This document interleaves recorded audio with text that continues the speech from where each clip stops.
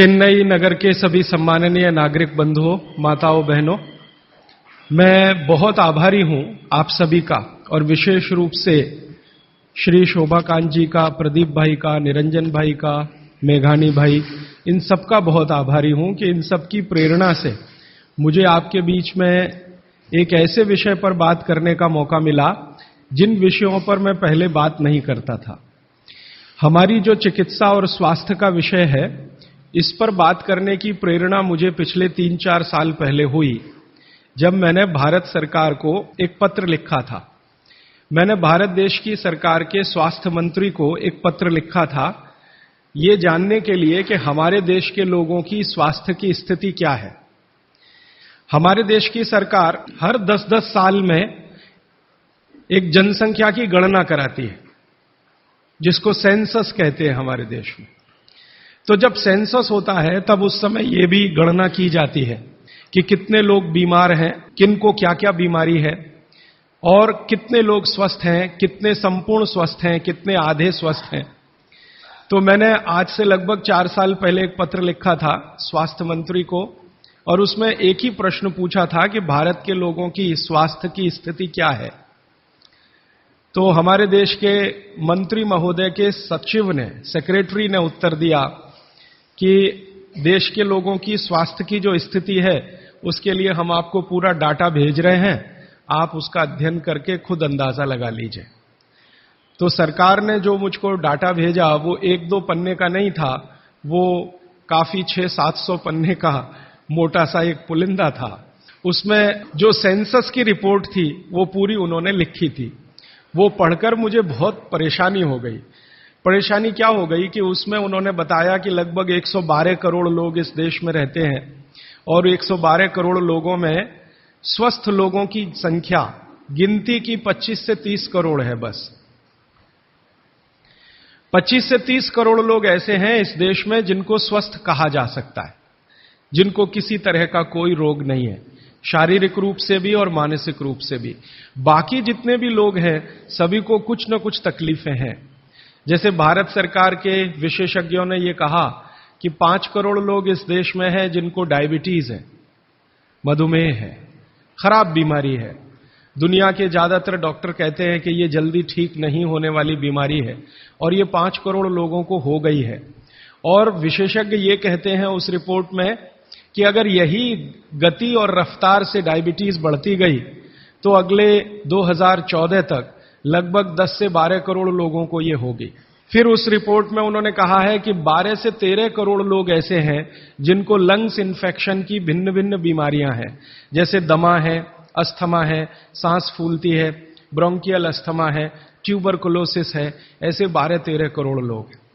फिर वो विशेषज्ञों की रिपोर्ट कहती है कि भारत में लगभग 15-16 करोड़ लोग हैं जिनको घुटनों का दर्द, कमर का दर्द, कंधे का दर्द, हड्डियों का दर्द, जिसको आप संधिवात कहते हैं सरल भाषा में, ये हड्डियों के, जोड़ों के दर्द की बीमारियां हैं।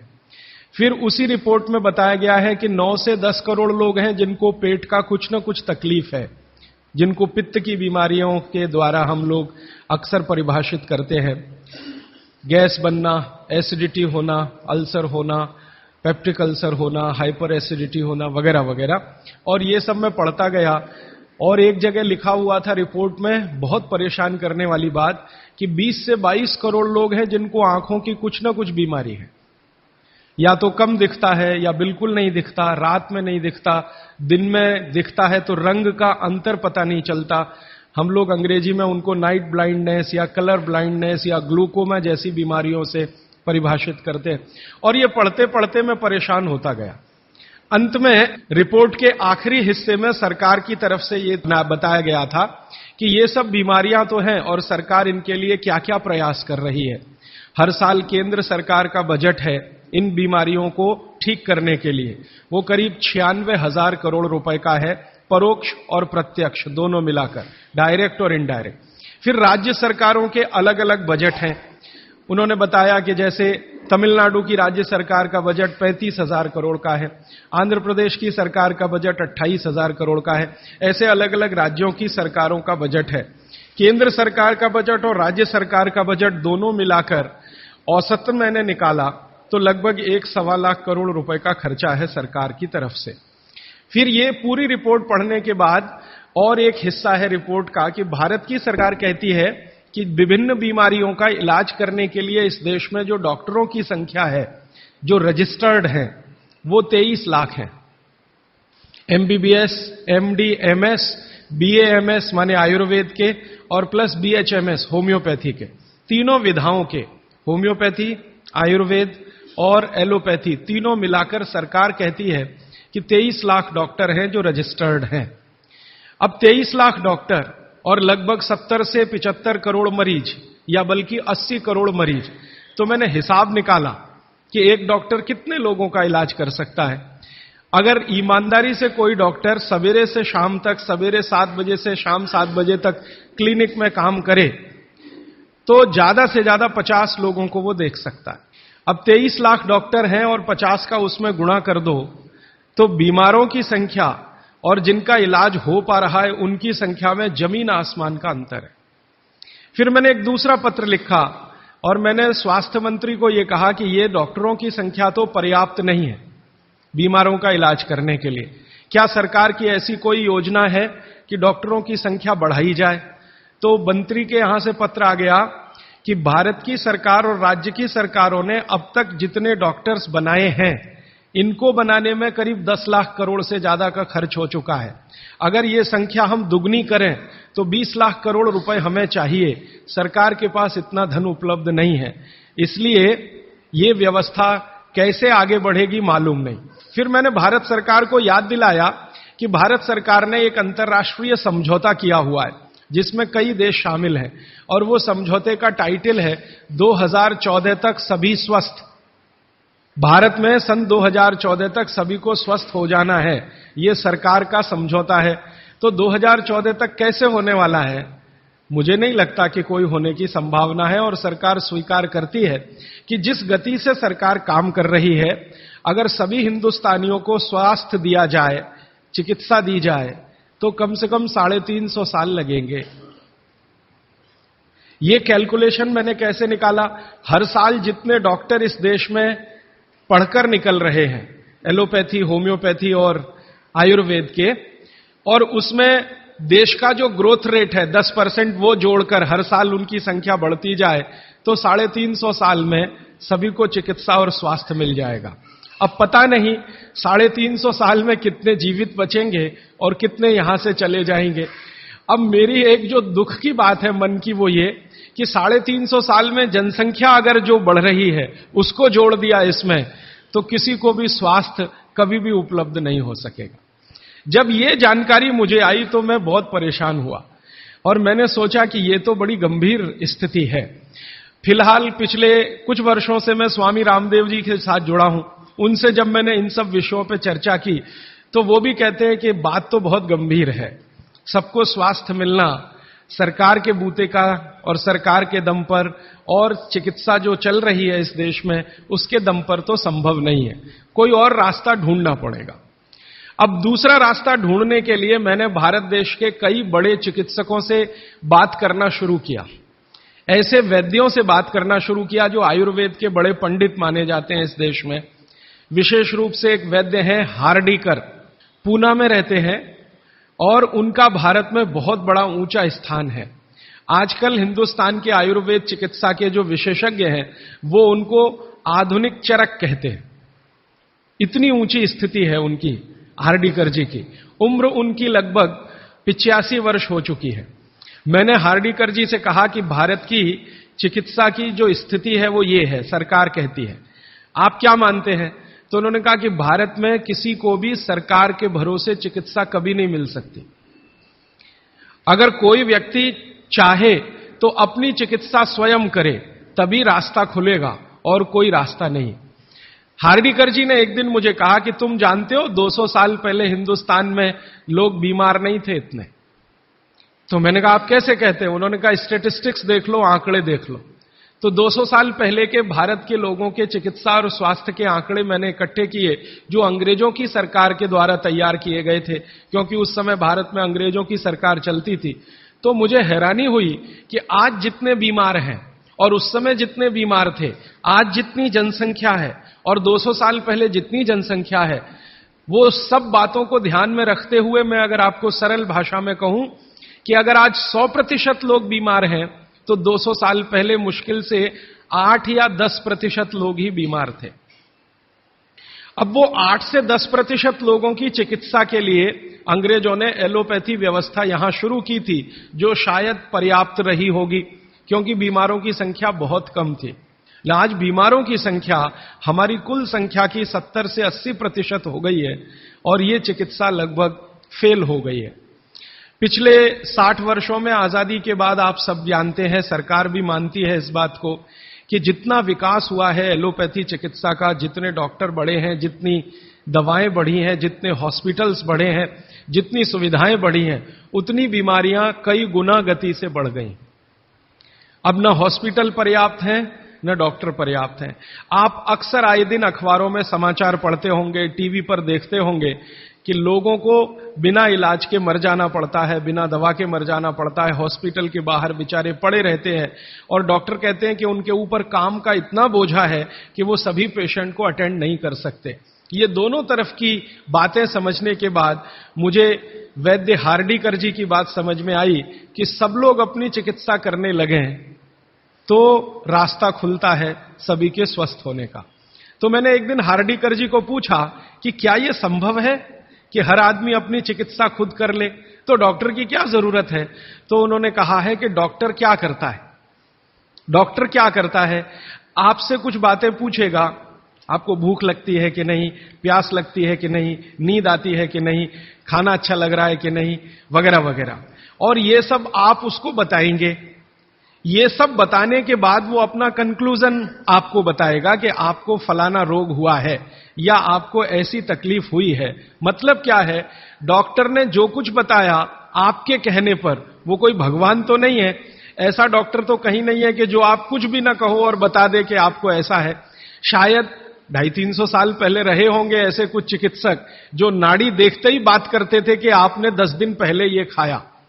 हार्डीकर जी ने मुझे बताया कि ऐसे वैद्य रहे हैं इस देश में जो 1 मिनट आपकी नाड़ी पकड़ लें तो बता देंगे कि कल क्या खाया, 2 दिन पहले क्या खाया, 4 दिन पहले क्या खाया, 10 दिन पहले क्या खाया।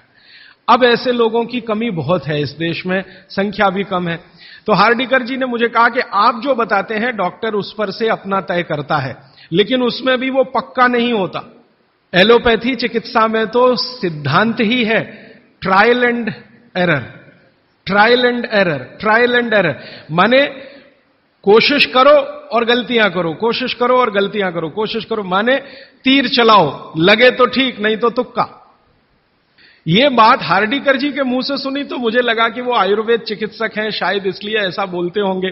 फिर मैंने ये बात कंफर्म करने के लिए एलोपैथी के कई बड़े डॉक्टरों से बात की, बहुत बड़े बड़े डॉक्टरों से बात की, दिल्ली में, मुंबई में। वो कहते हैं कि देखो बात तो सही है लेकिन हम इसको जाहिर में नहीं कह सकते, माने आप जैसे लोगों के सामने नहीं कह सकते कि हम सब ट्रायल एंड एरर पे काम करते हैं, हम सब तीर चलाते हैं, लग जाए तो ठीक है नहीं तो तुक्का है। माने आपका जो इलाज किया जाता है वो एक कुछ एजम्पशंस के आधार पर है, कंफर्म कुछ भी नहीं है उसमें। काम कर गया तो ठीक है, नहीं तो आप तो मर ही जाएंगे। डॉक्टर कहेगा मैंने तो बहुत कोशिश की, अब मैं क्या कर सकता हूं, और आप चुपचाप अपने पेशेंट की डेड बॉडी लेके वहां से चले आएंगे। मैं आपको एक बहुत गंभीर बात कहना चाहता हूं। हिंदुस्तान के एलोपैथी चिकित्सा के शीर्षस्थ डॉक्टर जो इस देश में हैं, उनकी एक संस्था है। वो संस्था की एक कॉन्फ्रेंस में मैं चला गया था गलती से, एक डॉक्टर मुझे पकड़ के ले गया था, मेरा जाने का तो कोई अधिकार नहीं था लेकिन डॉक्टर ले गया था। वो कहता था कि तुम सुनना बस बैठ के, हम बात क्या करते हैं, कुछ बोलना नहीं, कुछ कहना नहीं, रिएक्ट नहीं करना, बस सुनना, हम देखो क्या बातें करते हैं। तो उस कॉन्फ्रेंस में 3 दिन में बैठा रहा दिल्ली में। जो बातें होती हैं वो आपको सुना दी जाएं तो आप किसी भी एलोपैथी चिकित्सक के पास नहीं जाएंगे। वो बिल्कुल इस तरह से बातें करते हैं जैसे कोई कसाई बकरे को काटने से पहले बात करता है।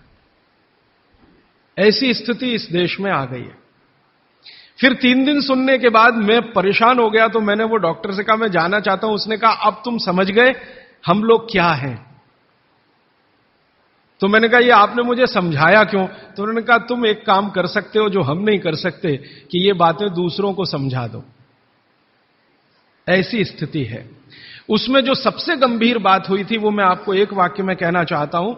वो ये कहते थे सभी डॉक्टर एक दूसरे से सहमत होते हुए कि 250 वर्षों में एलोपैथी चिकित्सा ने एक ही काम किया है, दर्द से लड़ने का, बस, इसके अलावा कुछ नहीं।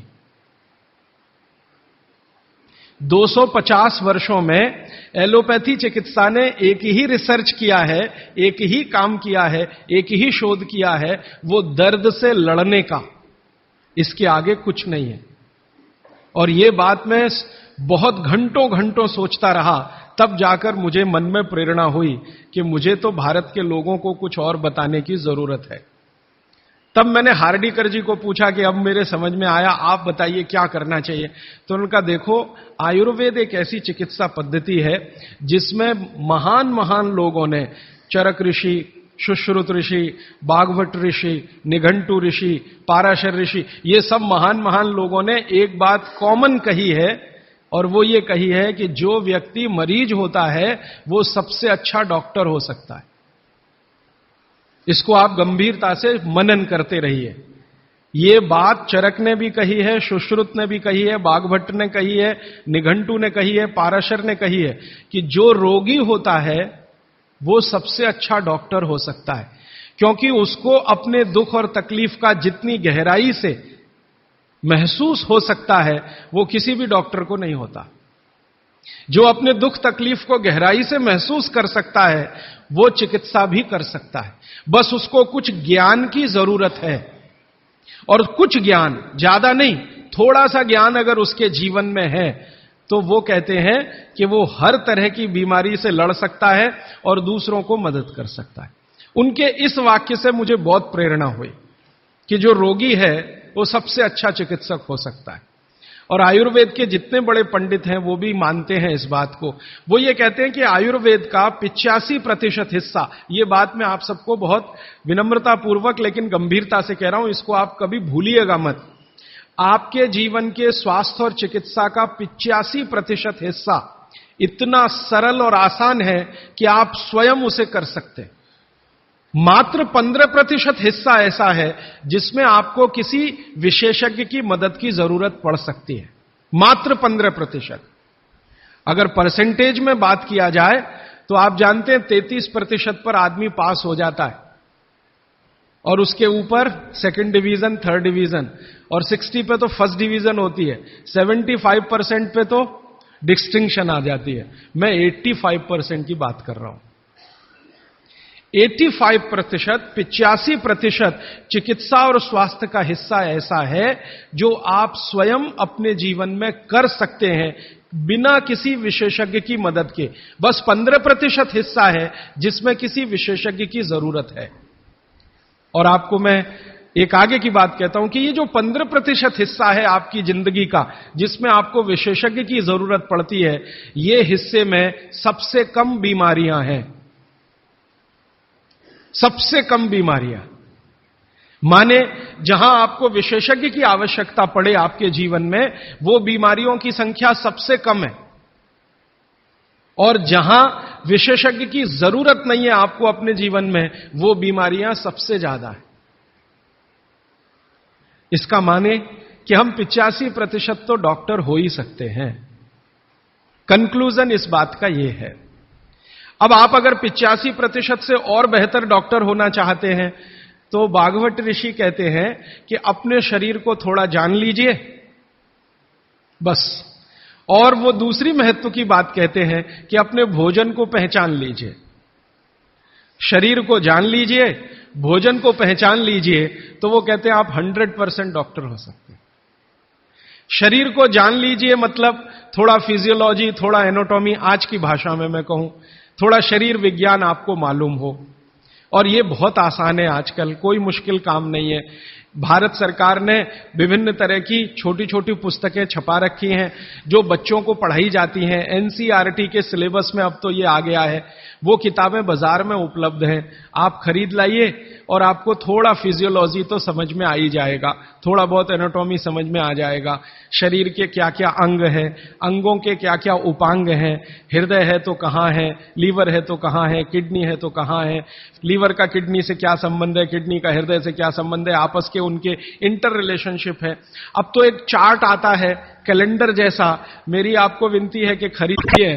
तो उनकी मदद से ये क्यों ना करें, क्या कारण है, यहां से अब बात मैं शुरू करता हूं। आधुनिक विज्ञान क्या कहता है प्रेशर कुकर के बारे में, ये जाने। प्रेशर कुकर एक ऐसी टेक्नोलॉजी है जो खाने को जल्दी पकाती है, ये है सीधा सा मतलब। अब खाने को जल्दी पकाने के लिए ये प्रेशर कुकर क्या करता है, जो भोजन आपने उसमें अंदर रखा है पकने के लिए उस पर, और जो पानी डाला है आपने भोजन पकाने के लिए उस पर अतिरिक्त दबाव डालता है। यह है प्रेशर। प्रेशर माने दबाव। तो अतिरिक्त दबाव डालने की टेक्नोलॉजी है प्रेशर कुकर। और यह अतिरिक्त दबाव कहां से आता है, प्रेशर कुकर में आपने दाल डाली, ऊपर से पानी डाला, थोड़ा हल्दी मसाले डालकर बंद करके रख दिया। अब उसमें वो एक सीटी लगा दी, वो सीटी लगाई, यही सबसे खतरनाक चीज है पूरे प्रेशर कुकर की। सीटी ना लगाएं तो आपका प्रेशर कुकर आपके लिए अच्छा है। सीटी लगाते ही क्या करता है, पानी गर्म होगा। आप जानते हैं पानी गर्म होने से वाष्पीकरण शुरू होता है, वेपराइजेशन शुरू होता है। तो पानी की वाष्प प्रेशर कुकर में चारों तरफ इकट्ठी हुई, वो वाष्प जो है ना वो दबाव डालती है। किस पर, दाल पर, चावल पर, सब्जी पर। यह दबाव डाल के होता क्या है, दाल, एक कल्पना करिए अरहर की दाल, थोड़ी देर के लिए कल्पना, अरहर की दाल के छोटे छोटे टुकड़े, एक दाल को तोड़कर दो टुकड़े, जिसको द्विदल कहते हैं। जैन समाज के लोग तुरंत समझ में आ जाएंगे, द्विदल। चने की दाल, अरहर की दाल, ये सब द्विदल है। इसको तोड़कर आपने दाल बनाई है। अब ये दाल पानी में पड़ी है, नीचे से गर्म और ऊपर से भाप का दबाव, तो ये दाल जो है ना फट जाती है। फटना समझते हैं, वो दरकना शुरू हो जाता है। उसके अंदर के जो मॉलिक्यूल हैं, दाल के अंदर जो अणु हैं, वो अणु एक दूसरे को जो जकड़कर बैठे हुए हैं, ये पानी का प्रेशर उन अणुओं को तोड़ता है और दाल दरकना शुरू होती है। वो दाल दरक जाती है और पानी इतना गर्म होता है तो उबल जाती है, पकती नहीं है, उबलती है। पकना और उबलने में अंतर है। तो उबल जाती है और दरक जाती है। आप खोलते हैं, 5 मिनट बाद आपको लगता है दाल पक गई है। पक नहीं गई है, वो थोड़ी सॉफ्ट हो गई है, नरम हो गई है, क्योंकि नीचे से गर्मी पड़ी, ऊपर से प्रेशर पड़ा वाष्प का, वो पकी नहीं है, उबल गई है और उसका सॉफ्टनेस बढ़ गई है। तो आपने खा लिया तो आपने कहा पकी हुई दाल खा ली। माफ करिए, दाल पकी हुई नहीं है। फिर आप बोलेंगे जी पकी हुई दाल और इस दाल में क्या अंतर है। पकी हुई दाल का आयुर्वेद में एक सिद्धांत है। आयुर्वेद में वैसे सभी सिद्धांत हैं, उसमें से एक मैं आपसे बता रहा हूं। आयुर्वेद चिकित्सा यह कहती है कि जिस वस्तु को खेत में पकने में जितना ज्यादा समय लगता है, जिस वस्तु को पकने में खेत में जितना ज्यादा समय लगता है, भोजन रूप में पकने में भी उसको ज्यादा समय लगता है। अब अरहर की दाल की बात करें, आप में से थोड़ा भी गांव से जुड़ा हुआ कोई व्यक्ति होगा तो आप जानते हैं अरहर की दाल को खेत में पकने में कम से कम 7 से 8 महीने लगता है। कम से कम 7 से 8 महीना लगता है। क्यों? अरहर की दाल में जो कुछ भी है, जिसको आप न्यूट्रिएंट के रूप में जानते हैं, माइक्रो न्यूट्रिएंट के रूप में जानते हैं, सूक्ष्म पोषक तत्व के रूप में जानते हैं, वो मिट्टी से दाल तक आने में सबसे ज्यादा समय लगता है। ये जो मिट्टी है ना खेत की, ये माइक्रो न्यूट्रिएंट्स का खजाना है। खेत की मिट्टी में कैल्शियम है, खेत की मिट्टी में आयरन है, खेत की मिट्टी में सिलिकॉन है, कोबाल्ट है, जिप्टन है, जोरोन है, ये सब माइक्रो न्यूट्रिएंट्स खेत की मिट्टी में है। ये पौधे की जड़ में आते हैं, जड़ से तने में आते हैं, तने से फल में आते हैं। इस पूरी क्रिया में बहुत समय लगता है, तो इसलिए दाल को पकने में समय लगता है। तो आयुर्वेद यह कहता है कि जिस दाल को खेत में पकने में ज्यादा समय लगा, उसको घर में भी पकने में ज्यादा समय लगना चाहिए। क्यों? ये जो माइक्रो न्यूट्रिएंट्स धीरे धीरे एब्जॉर्ब हुए हैं दाल में, खींच कर आए हैं दाल में, इनको डिसॉल्व होने में भी धीरे धीरे ही समय लगेगा। आप दाल क्यों खाना चाहते हैं? आप दाल खाना चाहते हैं प्रोटीन के लिए। प्रोटीन कहां से आएगा?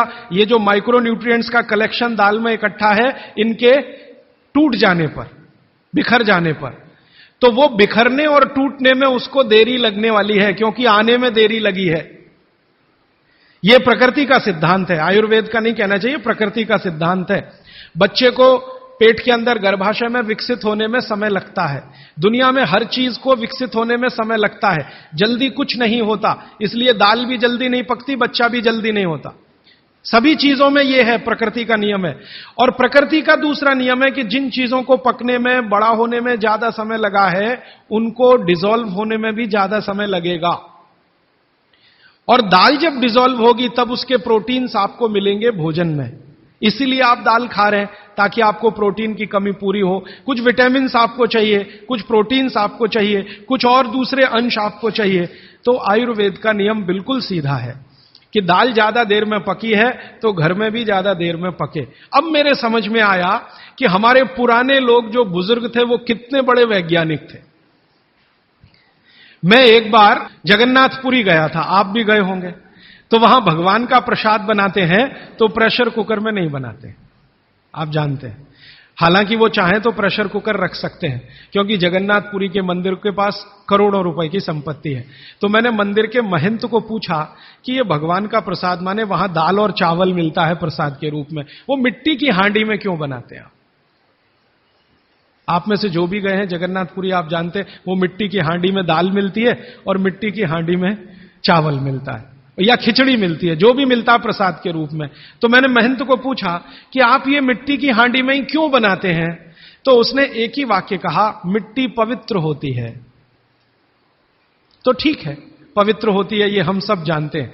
लेकिन वो जो नहीं कह पाया महंत, वो आपको मैं कहना चाहता हूं कि मिट्टी न सिर्फ पवित्र होती है, बल्कि मिट्टी सबसे ज्यादा वैज्ञानिक होती है।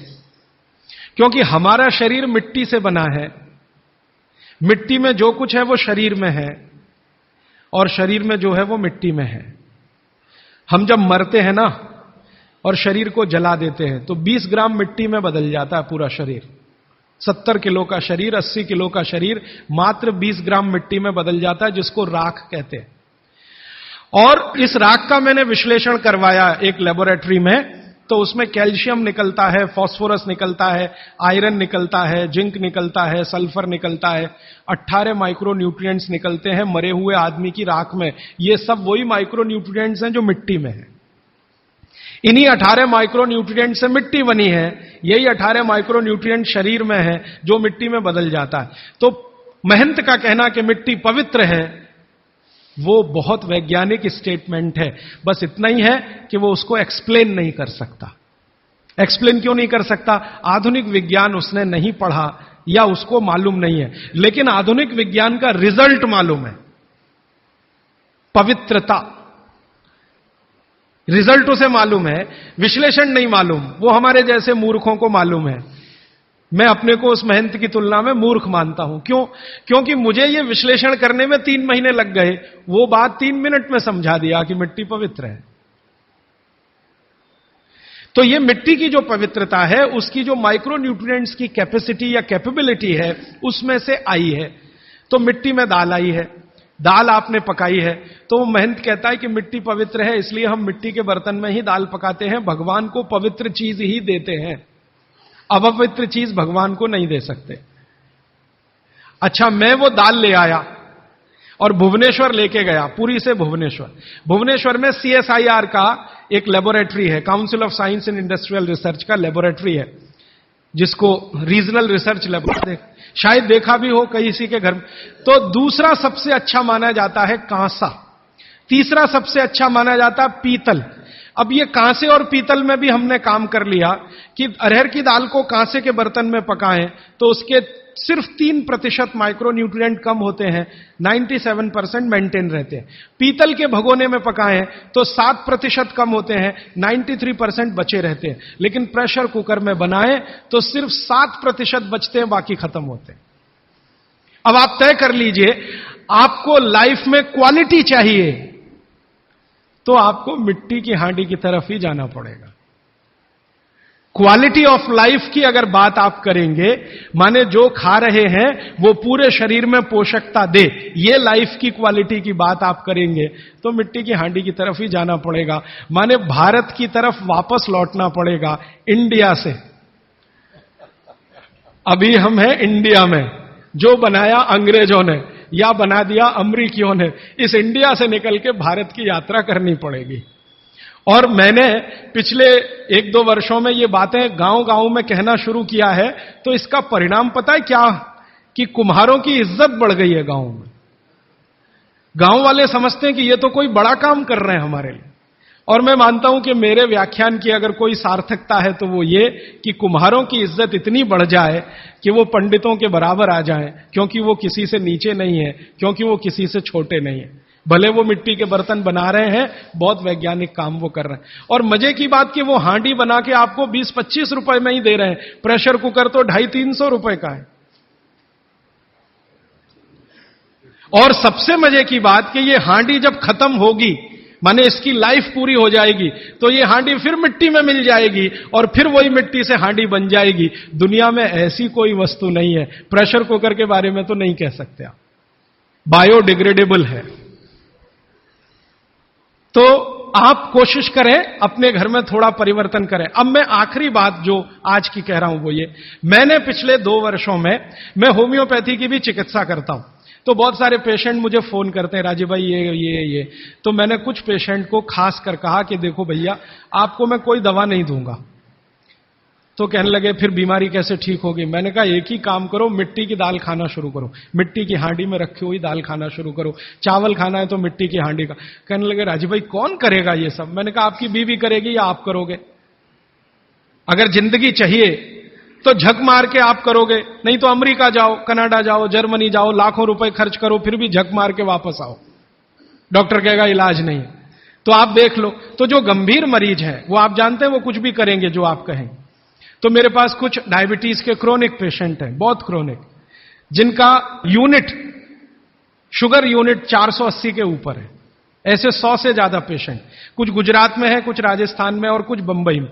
मैंने उनको कहा ध्यान से मिट्टी का बर्तन ले आओ और शुरू करो। अब बर्तन लाने में तकलीफ हुई तो कुम्हार को ढूंढना पड़ा, तो लेकिन मिल गया।